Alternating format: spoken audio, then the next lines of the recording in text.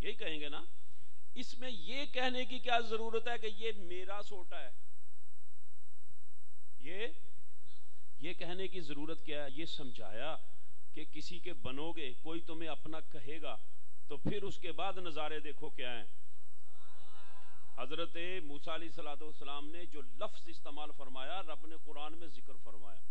کیا فرمایا؟ قال ہی عصایا، قال ہی عصایا، عصا، یہ لگائی ساتھ، یہ میرا ہے. یہ ہاں یہی یہ ہم اپنے نام کے ساتھ لگاتے ہیں. چشت کے رہنے والے کی نسبت والے چشتی،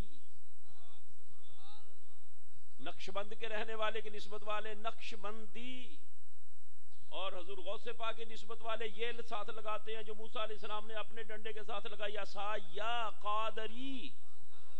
بات سمجھ آئی؟ الحمدللہ یہ نسبتیں ہیں. حضرت ابراہیم علیہ السلام کے پرندوں کو رب نے کیا فرمایا؟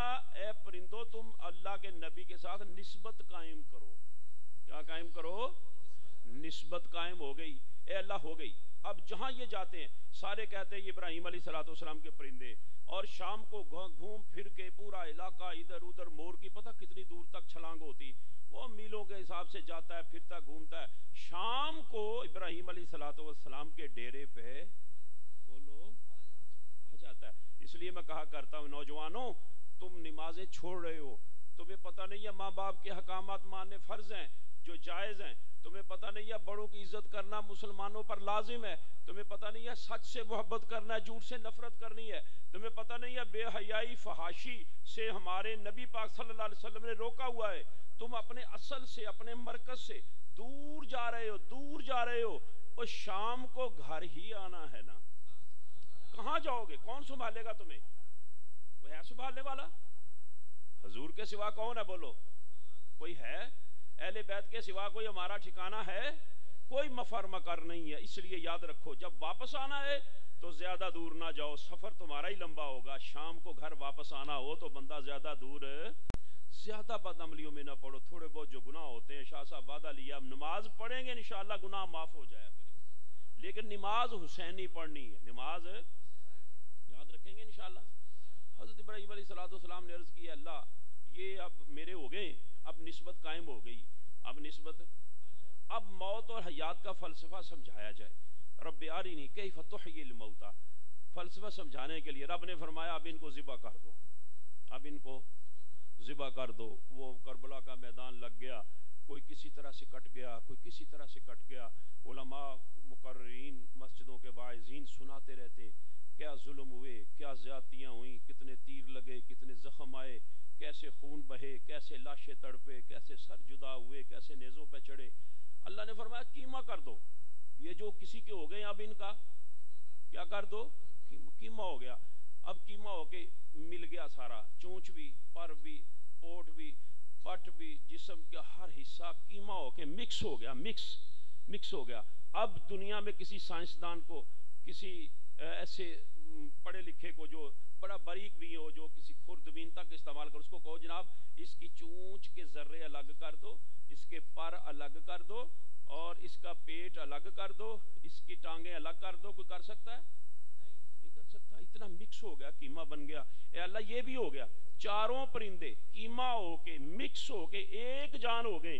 نہ پتہ چلتا ہے مور کا ذرہ کون سا ہے، نہ پتہ چلتا ہے کبوتر کا ذرہ کون سا ہے، نہ پتہ چلتا ہے چونچ کدھر گئی، نہ پتہ چلتا ہے پر کدھر گئے. اب کیا کروں؟ اللہ پاک نے ارشاد فرمایا ثم جعل علی کل جبل منہن جزءا.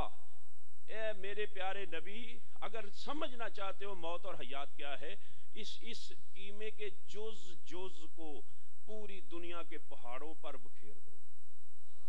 پوری دنیا کے، اب دنیا میں کتنے پہاڑ ہیں؟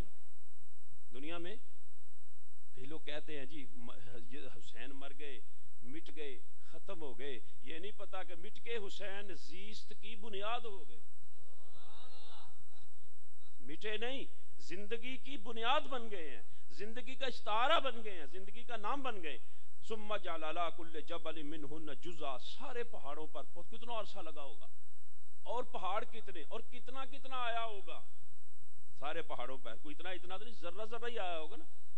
ثم جعل علی کل جبل منہن، اللہ نے فرمایا جزءا، جز جز رکھو، سارا نہیں رکھو، یعنی ایک ایک ذرہ سارے پہاڑوں کا حصے آئے گا، ساری دنیا میں یہ بکھر گئے، اے اللہ اب اللہ نے فرمایا تیرے تھے نا، کس کے تھے؟